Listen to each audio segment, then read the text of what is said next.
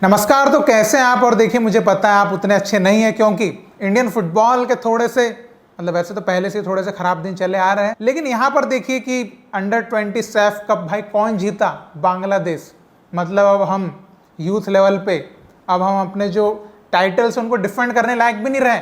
अब हम भाई मतलब कुछ भी नहीं, क्या बोले, अगर ऐसे ही हम हारते जाएंगे तो फिर तो सीनियर में भी हारना चालू कर जाएंगे। यही है ना। मतलब देखिए, भूटान के against struggle, Maldives struggle, Bangladesh struggle कर रहे भाई। अब वो कुछ रहा ही नहीं कि हम ऐसा वो एक माइंडसेट लेके जाएं कि भाई यहाँ तो क्या है, सैफ के किंग बने फिरते थे ना, अब बस हो गया, वहाँ पे भीगी बिल्ली बनने की बारी आ चुकी है।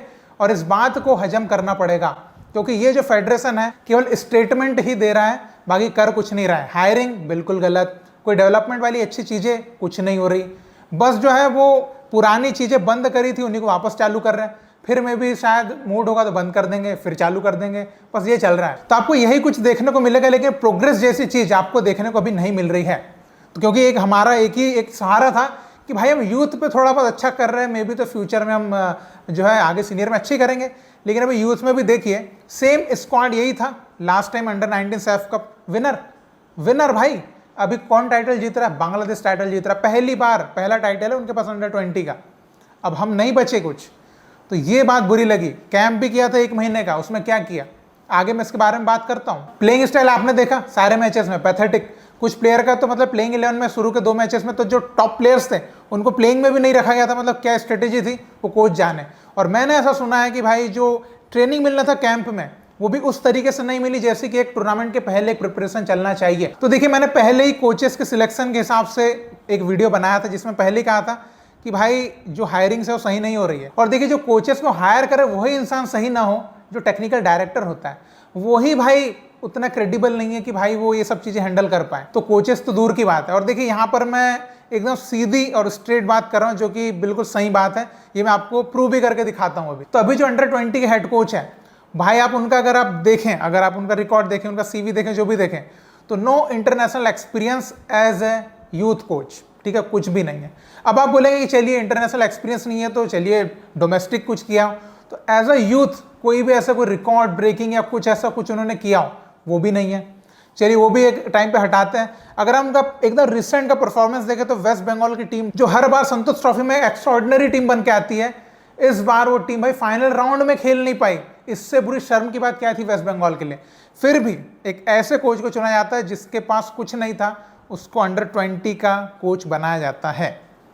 ये कैसे बने? अब यहाँ पर आप कड़ी से कड़ी मिला लीजिए, ये मैं आपके ऊपर छोड़ता, आप कौन सी कड़ी कहाँ मिलाना चाहते हैं, कौन सा कनेक्शन किधर बिल्ड करना चाहते हैं। अब मैं आपको थोड़ा सा एग्जांपल देता हूँ। लास्ट हमने सैफ कप जो खेला था अंडर-19 का, उसमें हम विनर थे एकदम 3-0। हमने पाकिस्तान को फाइनल में हराया था, जो कि पाकिस्तान बहुत ही अच्छी टीम बन के आई थी, उसको हमने हराया था। सैफ कप अपने नाम किया था। कोच कौन थे? सुवेंदु पांडा का जो कॉन्ट्रैक्ट था वो 2026 AFC तक के लिए जो है वो एलिजिबल था। ये एकदम रियल बात है, फैक्ट की बात है। लेकिन उन्होंने रिजल्ट भी दिया। सेम यही टीम थी भाई, सेम यही टीम थी उस टाइम भी, मतलब लास्ट ईयर की बात है, चैंपियन बनी थी। अभी भी सेम टीम दी गई कोच को, वो भाई सेमीफाइनल से बाहर होकर पूरे टूर्नामेंट में स्ट्रगल किया। ठीक है, और लास्ट में सुवेंदु पांडा के अंडर हमने चैंपियनशिप जीती, तो रिजल्ट भी दिया कोच ने, सब कुछ। उनके अंडर प्लेयर डेवलपमेंट भी अगर आप देखते हैं तो उनके अंडर पार्थिव गोगोई, विपिन मोहन, ऐसे अच्छे अच्छे नाम निकल के आए हैं जो कि आज ISL में भी अच्छा कर रहे हैं। उस कोच को ये लोग डायरेक्टली हटा देते हैं। क्या मतलब रहा इसका? कि अगर एक कोच रिजल्ट भी आपको दे रहा है, एक टाइम पे आप बोलते हैं कि इंडियन कोचेस को जो है चांस मिलना चाहिए, तो जो कोच अगर रिजल्ट भी दे रहा है आप उसको चांस नहीं दे रहे, आप उसको हटा रहे हो, मतलब आप उसको रिटेन ही नहीं कर रहे हो कि आप कंटिन्यू करिए। एज पर कॉन्ट्रैक्ट भी आप नहीं कर रहे हो, मतलब कि कंटिन्यू नहीं कर रहे हो। बिबियानो फर्नांडिस जो एक अच्छे कोच थे, जो इतना अच्छा यूथ पे काम कर रहे थे, आप उन कोचेस को इजीली जाने दिए। इसके ऊपर मैं पहले ही बोल चुका हूं, क्योंकि ये भाई रियल बात है। जो कोचेस आपके लिए अच्छा कर रहे हैं आप उनको रख ही नहीं रहे, आप अपने कोचेस लेके आ रहे हैं। क्यों लेके आ रहे हैं? इसका क्या मतलब है? आप अगर यूथ डेवलपमेंट चाहते तो आप उनको ही रखिए ना, जो ऑलरेडी भाई रिजल्ट भी दे रहे हैं और यूथ प्रोडक्ट आपको बना के भी दे रहे हैं कि जो सीनियर लेवल पे खेलेंगे। लेकिन आप उनको ही निकाल दिए जो प्लेयर्स बना भी रहे थे एंड जो आपको रिजल्ट भी दे रहे थे। तो इसका मतलब क्या है? ये आप कैसे काम कर रहे हैं भाई? तो इसके सीधा सवाल टेक्निकल डायरेक्टर साहब पे जाता है कि आप किस तरीके से टेक्निकल चीजें हैंडल कर रहे हैं। और देखिए, इस बार जो अंडर-20 सैफ कप हमने खेला उसमें कोच का एक स्टेटमेंट निकल के आया था कि हम जो फिनिशिंग में लैग कर रहे हैं, फिनिशिंग में। तो आपने एक महीने किस चीज के ऊपर फोकस किया। अब मैं आपको एक छोटा सा एक एग्जांपल देता हूं। इस बार हमने पूरे टूर्नामेंट में 3 गोल मारे। पिछले बार हमने जो है इसी टीम के साथ खेले थे, मतलब मेजॉरिटी ऑफ प्लेयर्स यही थे। हमने भाई टूर्नामेंट में 9 गोल स्कोर किए थे और इस बार हमने 3 गोल स्कोर किए। अब आपके दिमाग में एक सवाल आएगा कि भाई बाकी टीम प्रोग्रेस कर रही है ना, यही एग्जैक्टली मैं बोलना चाहता हूं। भाई बाकी टीम प्रोग्रेस कर रही है तो हम क्या कर रहे हैं, हम मतलब और नीचे जा रहे हैं। ये क्या है, ये क्या कर रहे हैं फिर हम लोग। तो ये जो बड़े बड़े दावे किए जा रहे हैं ये तो खोखले दावे हैं, क्योंकि भाई एक्चुअल में देखा जाए तो बांग्लादेश प्रोग्रेस कर रहा है, नेपाल प्रोग्रेस कर रहा है और इंडिया तो भाई नीचे जा रहा है ना फिर। और बड़ी बदनसीबी की बात यह है कि भाई ये सब चीजें हम हमारी आंखों से देख भी पा रहे हैं कि कैसे इंडियन फुटबॉल धीरे धीरे नीचे जा रहा है। देखिए इंडियन फुटबॉल ऊपर जा रहा है कि आप बात करेंगे तो सैलरी बढ़ रही है प्लेयर्स की, ISL जो है उसके ऊपर अच्छा काम हो रहा है, लेकिन जो फ्यूचर है, फ्यूचर के ऊपर कोई काम नहीं हो रहा है ना, उसका क्या करें। देखिए एक इतना सा काम करना है, इसको बहुत काम करना नहीं बोलते। इतनी बड़ी कंट्री है उसमें इतना सा काम होगा तो उसको क्या काम करना कहलाएगा। जितनी बड़ी कंट्री है उतनी अच्छे प्रोजेक्ट भी तो होना चाहिए, तब तो हम कहने कि हम प्रोग्रेसिव माइंडसेट वाले हैं कि हम आगे बढ़ना चाह रहे हैं, तो उस गति से और उतने बड़े लेवल का काम भी हम कर रहे हैं। जैसे कि मैं आपको एग्जाम्पल देता हूं 2 कंट्रीज का जो हमारी पड़ोसी है, जो हमारे सामने हमसे नीचे थे लेकिन अब हमको टक्कर भी दे रहे और शायद हमसे ऊपर भी जा रहे हैं, ये मैं कह सकता हूं। पहला एग्जाम्पल बांग्लादेश। बांग्लादेश की यूथ टीम आप देखिए हर बार जो है वो धीरे धीरे जो है वो टक्कर दे रही है और अब तो जीत भी गई है। तो देखिए वहां पर बांग्लादेश फुटबॉल फेडरेशन की एकेडमी है, जो अंडर 18 की एकेडमी है, जो 2011 से प्रोजेक्ट चल रहा है, जिसका रिजल्ट अब धीरे धीरे उनको मिल रहा है। इनकी ये एकेडमी जो है ये भाई 2nd डिवीजन जो होता है ना बांग्लादेश का, उसमें खेलती, मतलब कि सीनियर एक्सपीरियंस जो है वो बच्चों को दिया जाता है। और इनके जो अंडर 20 स्क्वाड है इसमें कई प्लेयर्स जो है भाई वो BPL मतलब बांग्लादेश प्रीमियर लीग जो है ना टॉप डिवीजन उसमें खेल रहे हैं। अब आप हमारे स्क्वाड में जाइए, कितने प्लेयर्स टॉप डिवीजन में जो है वो स्टार्ट कर पाते, कितने प्लेयर्स वहां पे खेल रहे हैं ISL में, नहीं खेल रहे हैं। हम जो है सीनियर एक्सपीरियंस दे ही नहीं पा रहे हमारे 18-19 साल के प्लेयर्स को, जबकि वो 18-19 साल के प्लेयर्स को सीनियर लीग में खिला रहे हैं ताकि उनको जो है प्रोग्रेस मिले और आगे सीनियर टीम के लिए उनके पास प्लेयर बन पाए। तो 18-19 साल की उम्र में वो ये चीजें जो रिस्क ले रहे हैं उनकी कंट्री में, लेकिन हम रिस्क नहीं ले रहे। क्यों नहीं ले रहे, इसका तो आंसर अब जो है वो आप जानते ही हैं। और लास्ट टाइम जो अंडर 19 सैफ कप भी हुआ था उसमें भी अगर आप देखें बांग्लादेश की टीम में, तो मोस्टली जो प्लेयर्स हैं वो बांग्लादेश फुटबॉल फेडरेशन की एकेडमी से आए थे। ये भी आप देखिए कि वो एक प्रॉपर सेटअप में है, उनको गेम टाइम मिल रहा है, तो दे आर ग्रोइंग। उनका जो एकेडमी प्लान था ना, जो हमारे पास भी था एक टाइम पे, वो उसी के अंडर वो लोग ग्रो कर रहे हैं। लेकिन हम लोग तो है कि बन चालू खेल खेल रहे हैं, मीटिंग चलता है हमारा। तो अब सेम टाइम पे एक और कंट्री है भाई अफगानिस्तान। अफगानिस्तान आप देखिए, मतलब भाई वहां पे अभी क्या स्थिति है, अब खुद सोचिए क्या स्थिति है। अभी कुछ टाइम पहले वहां पे क्या हुआ था पॉलिटिकल वे में अगर देखें तो, अभी वो लोग CFA में जो लोग स्विच हुए थे, लोगों ने क्या बोला था, अफगानिस्तान भाई CFA में कैसे सस्टेन करेगा, इतनी टफ है, उज्बेकिस्तान है, ईरान है, ताजिकिस्तान है, इतनी मतलब टफ कंट्रीज है वहां पे। अफगानिस्तान CFA अंडर 17 चैंपियनशिप जीत गया, मतलब ईरान नहीं जीत पाया, उज्बेकिस्तान नहीं जीत पाया, अफगानिस्तान जीत पाया। अब सोचिए ये क्या है।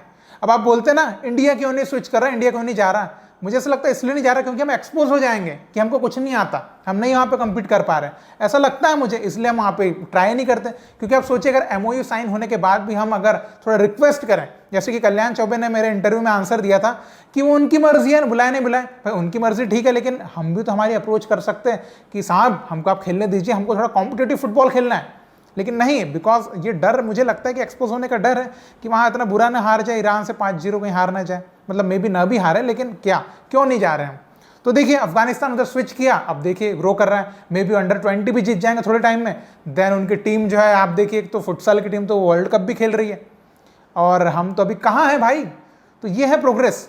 तो देखिए कोचेस सिलेक्शन प्रॉपर जो है सेटअप ही नहीं है यूथ का, ये सब चीजें का जो है ना, जो क्या बोलेंगे रिजल्ट वो दिखने भी लगा है। अब हम हमारे टाइटल को डिफेंड नहीं कर पा रहे भाई, डिफेंड नहीं कर पा रहे, इससे बुरी बात क्या है। और देखिए अभी हमारे पास जो अगला स्क्वाड आएगा ना, अभी देखिए ये जो स्क्वाड था फिर भी थोड़ा बस एक साथ खेला हुआ है पहले भी, ये अंडर 20 वाला। इसके बाद अगली बार सैफ कप के टाइम अभी कौन सा स्क्वाड खेलेगा, कैसे वो प्लेयर्स हम तैयार कर रहे हैं अभी, ये मुझे काफी क्वेश्चन आ रहे दिमाग में, कहाँ है वो प्लेयर्स जो कि यहाँ पे खेलेंगे। अभी आप अंडर 17 की बात करते हैं, ये अंडर 17 के प्लेयर्स अभी ये जो टूर्नामेंट खेलेंगे, क्या इसके बाद इनको कंटिन्यू किया जाएगा। तो जो शॉर्ट टर्म वाली चीजें हम कर रहे हैं ना, कि हाँ कोई टूर्नामेंट आया, टीम बनाई, कोच हायर किया, खत्म। भाई शॉर्ट टर्म में चीजें कुछ भी नहीं हो सकती, कुछ नहीं हो सकती, केवल डाउनफॉल आ सकता है। लॉन्ग टर्म जब तक नहीं सोचेंगे कोच हायर करो, कम से कम भाई 1 साल मिनिमम 1 साल, यहाँ तो 2-2 महीने में खत्म हो जा रहा काम। मतलब क्या चल रहा है ये, क्या ठेकेदारी चल रही है घर बनाने टाइप की। ये इसके ऊपर ये मतलब समझना चाहिए भाई कि फेडरेशन ही अगर इस तरीके से नहीं सोचेगा, फैंस को पता है क्या करना चाहिए, फैंस बोल रहे हैं भाई ऐसा करो ना, लेकिन फेडरेशन पता नहीं क्या देख रहा है भाई। मतलब इतना इनकॉम्पिटेंट टाइप की चीजें क्यों हो पा रही है, क्यों हो रही है ऐसी चीजें? अगर इतने ही क्वालिफाइड है, इतना हमको एक्सपीरियंस है, आप देखिए आज जो कमेटी में कौन लोग हैं, आज प्रेसिडेंट कौन है भाई? प्लेयर ही तो है। तब प्लेयर को भी अगर ये चीजें नहीं समझ में आ रही तो इसका मतलब क्या है कि प्लेयर होना जरूरी नहीं है, एडमिनिस्ट्रेशन वाली चीजें करते आना जरूरी है। तो ये चीजें यहाँ पर क्लियरली दिख रही है। अब देखिए अंडर 20 जो एशियन क्वालिफायर्स है, इसके लिए अभी इस सैफ टूर्नामेंट से ये क्या सीखे हैं जो हमारी मैनेजमेंट है, वो देखते हैं क्या सीखे हैं। क्योंकि अगर AFC में कुछ भी यहाँ से डिफरेंट हमको चीज़ें नहीं दिखी तो फिर तो मतलब क्या सवाल करेंगे, क्या सवाल करेंगे? सेम सवाल ही रहेंगे कि भाई यहाँ पे भी आपने सेम गंद मचाई, वहाँ पे भी आपने कुछ नहीं किया। तो मेरा फुल टेक यही है कि आप लर्निंग नहीं ले रहे हो, लर्निंग ले ही नहीं रहे हो। हमको लग रहा है कि आप लर्निंग लेने की कोशिश कर रहे हो, लेकिन एक्चुअल में आप ले नहीं रहे हो। आप जो है वो लोगों को जो है उनकी आंखों में धूल झोंक रहे हैं, खाली स्टेटमेंट आ रहे हैं, हम ये कर रहे हैं, वो कर रहे हैं, हम ये करेंगे, हम ऐसा करेंगे, ये करेंगे, ये प्रोजेक्ट आ गया। लेकिन अगर वो ग्राउंड लेवल पे उसका इम्प्लीमेंटेशन ही नहीं है, एग्जीक्यूशन ही एकदम खराब सा है, तो उसका रिजल्ट तो भाई आना ही नहीं है ना।